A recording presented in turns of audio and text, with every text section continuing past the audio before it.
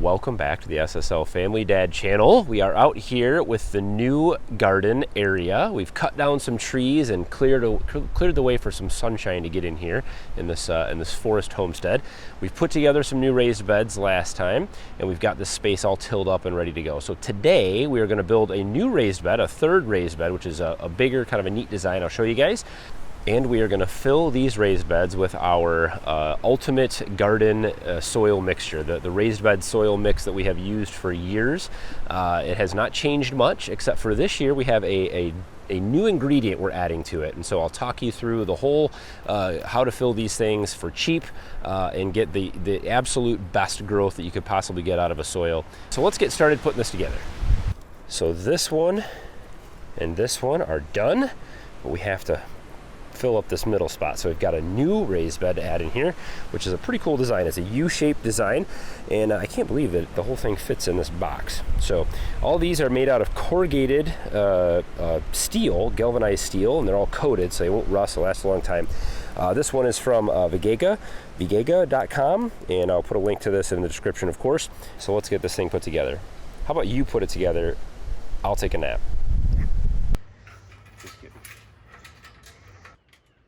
A lot of screws. Yeah. Right here.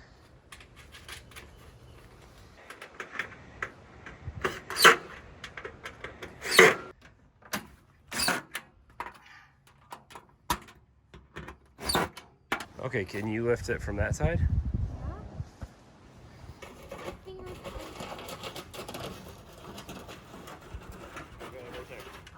Boom.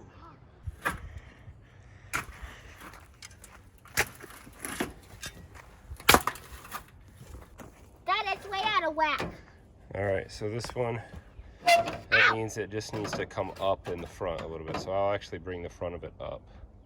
All right, we're all set up here and leveled out. So we are now ready to fill these raised beds with good soil. One of the main purposes of raised beds over traditional gardening right in the earth is that we can control the soil. We can create a perfect soil blend that will just give the optimal growth for all of our plants. So we need to mix soil, but we don't want to spend $1 million filling these with bags of pre-mixed garden soil. So we're going to make our own. So the first component to the soil that we're going to build in these raised beds is going to be just dirt. It's going to be the local soil, whatever you have. So this is going to vary, of course, depending upon where you live. Here, this is a pretty sandy stuff, very rocky. It's up on a hill here. And this is has a little bit of clay and stuff in it as well. So we don't want to just fill the whole bed with this stuff, because this stuff's not great. This doesn't drain well. It doesn't hold moisture well. It doesn't have a lot of nitrogen in it, really. It probably had barely any at all. So this isn't really good stuff, but it is a good mix.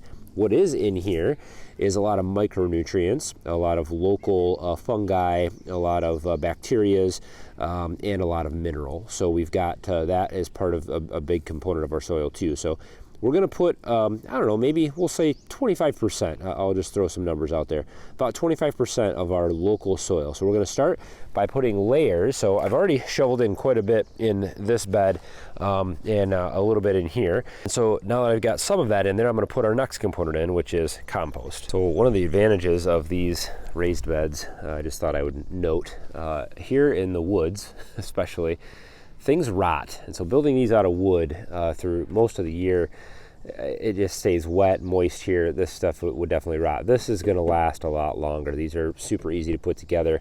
All metal construction. They're going to last a whole lot longer than wood would. The main component of our soil in our raised beds, and really in all of our gardens, is some type of composted manure.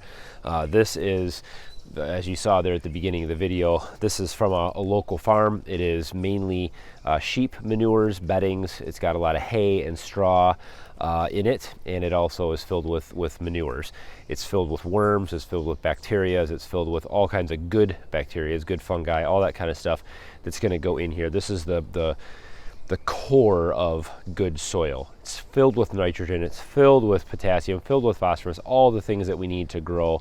All the macronutrients are in here. So we're going to layer this in our beds. So we're going to shovel this in, move it around as best as I can here. So we're going to use about 50% of our mix is going to be compost.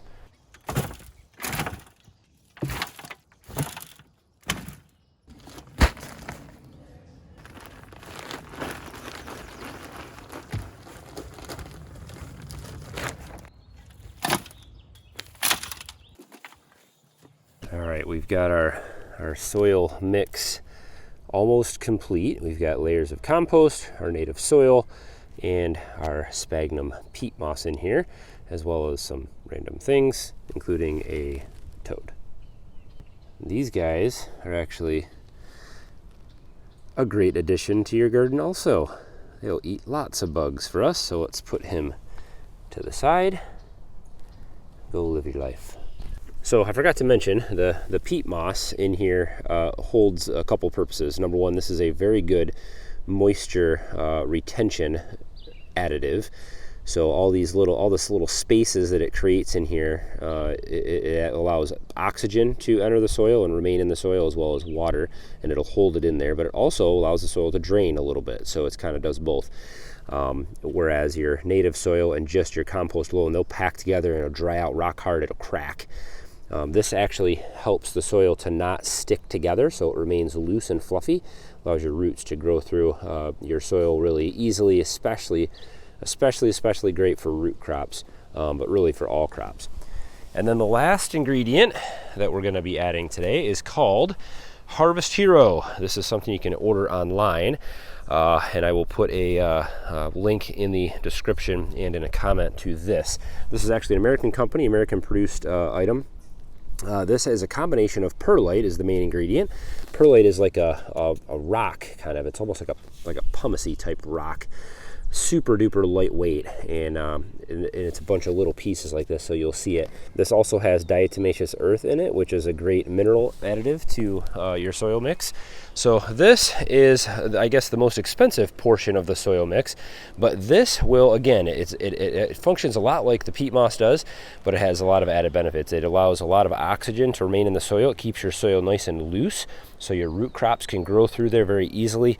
And you wanna oxygenate that soil. You want that O2 to get in there and stay in there. That helps the root growth. It helps everything, all the microbes. It just helps your soil just be and remain super healthy. So we're going to be adding this to my two end beds. So we're going to add half the bag in this bed and half the bag in that end bed.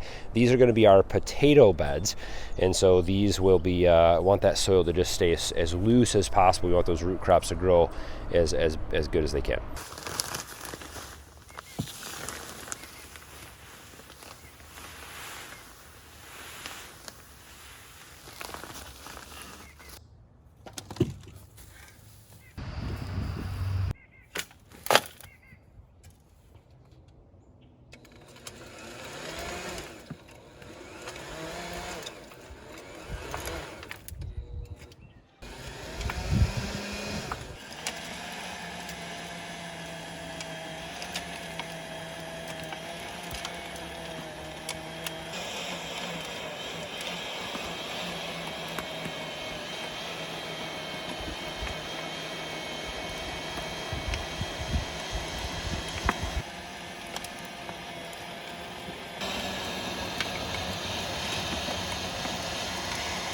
And we get it all mixed up with this new little electric tiller, which has been extremely handy.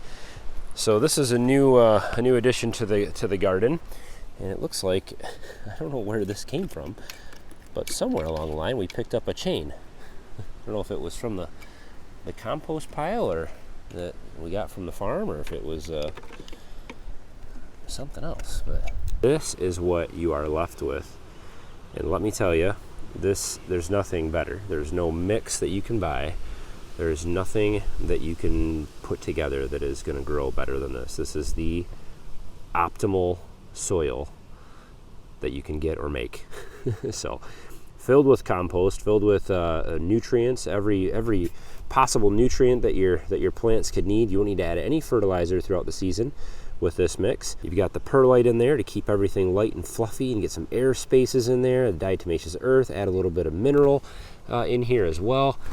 This also filled with native soil, so we've got all the natural minerals and things that we have naturally in our soil here, and then a little bit of peat moss just to help to retain some moisture in the soil and keep everything nice and fluffy. This is it. This is the best you can get. So next, we need to fill the big one.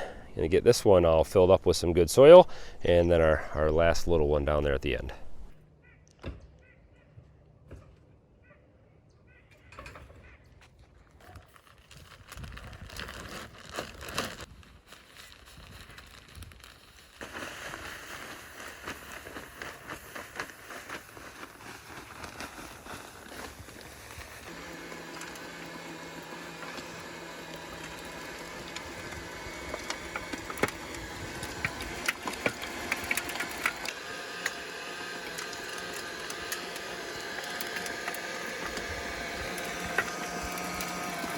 This is the rubber edge, right, to the metal, so it's not sharp, but helps to round it off like this one. That black edge goes on real easy and just covers up all the little connections and gives you a nice smooth edge across the top there, so it looks pretty good.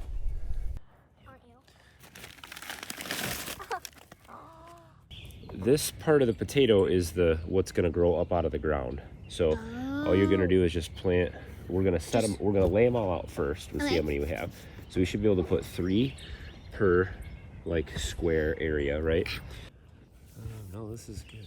This is good. We'll just cut it right down. Because it's just like really mushy. It's okay. We're an oddball, so I'm going to plant this one with that one. Not good. Now pat it down real nice. Yep. Oh, my fingernails. Strawberries laid out. You want to grab some? Ow!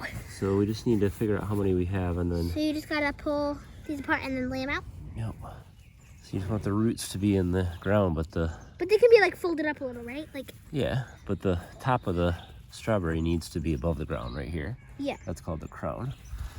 You gotta pack it around there a little bit. Okay. So we have all of our raised beds planted and filled with the absolute ultimate raised bed soil mix. So a couple tips on the raised bed soil mix. So number one, sourcing the compost. A lot of you saw at the beginning there, I went to a farm. If you're in mid-Michigan, it's called Turtleby Farm. And Turtleby Farms, they are near us here.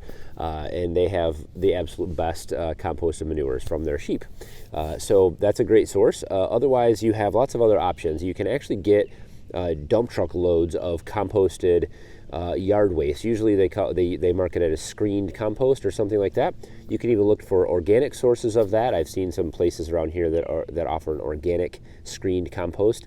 So that just means they're taking yard waste that doesn't include a bunch of chemicals and things like that they're using in their compost. So that's a good way to go, and you can get dump truck loads of it by the yard, and so usually that's pretty cheap.